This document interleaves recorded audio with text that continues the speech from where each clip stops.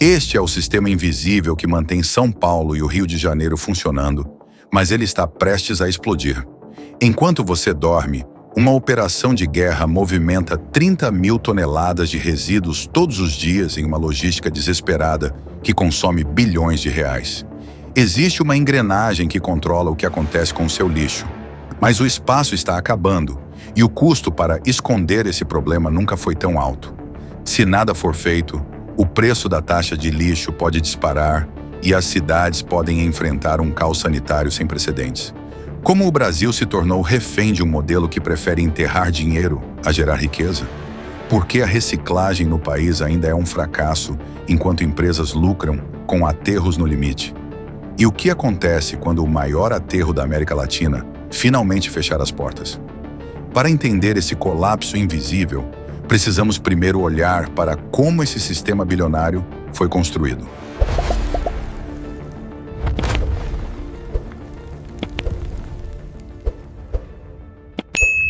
Enquanto você caminha pelas ruas limpas de um bairro planejado, é difícil imaginar que o Brasil trava uma batalha silenciosa contra os próprios resíduos há décadas.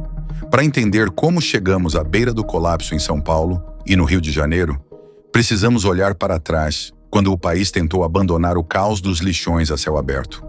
A Política Nacional de Resíduos Sólidos surgiu como uma promessa de modernidade. Mas na prática, acabamos criando uma dependência extrema de uma única solução: os aterros sanitários. O que era para ser uma transição técnica transformou-se em um monopólio do solo. Durante anos, o modelo de concessão pública favoreceu grandes empresas que detinham vastas áreas de terra. Em vez de investirem em tecnologias de ponta para a transformação do lixo, o lucro foi concentrado na gestão de grandes buracos impermeabilizados. O sistema foi desenhado para que a rentabilidade estivesse diretamente ligada ao volume. Quanto mais se enterra, mais se fatura. No Rio de Janeiro, o exemplo mais emblemático foi o encerramento do lixão de Gramacho e a abertura do aterro de Seropédica. Na época, ele foi vendido como a solução definitiva para as próximas décadas. Em São Paulo, o aterro CTL seguiu a mesma lógica. No entanto, o crescimento urbano acelerado e o consumo desenfreado reduziram drasticamente a vida útil projetada para esses locais. O que era para durar gerações começou a dar sinais de esgotamento muito antes do previsto, revelando que o modelo de apenas esconder o problema debaixo da terra nunca foi sustentável. Como essas gigantescas estruturas de engenharia chegaram ao limite tão rápido? E por que o custo para manter esse sistema está prestes a explodir? O que acontece depois que o caminhão de lixo vira a esquina da sua rua é uma operação de guerra logística que consome bilhões de reais todos os anos. Em São Paulo, a capital produz cerca de 20 mil toneladas de resíduos por dia. Para gerenciar essa montanha de Descartes, a cidade depende de um sistema complexo chamado transbordo. Como os aterros sanitários estão cada vez mais distantes, o lixo não vai direto para o destino final.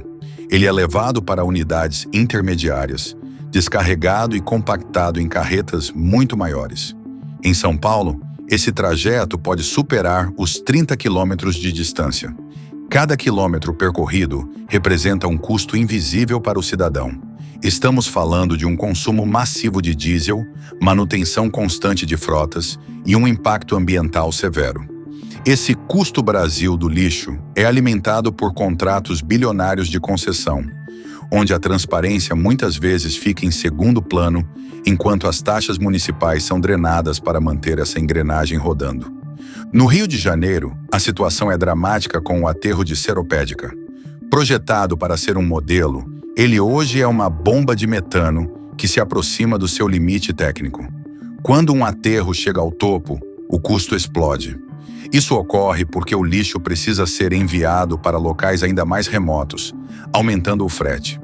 Além disso, mesmo após o fechamento, essas áreas exigem monitoramento caro por décadas.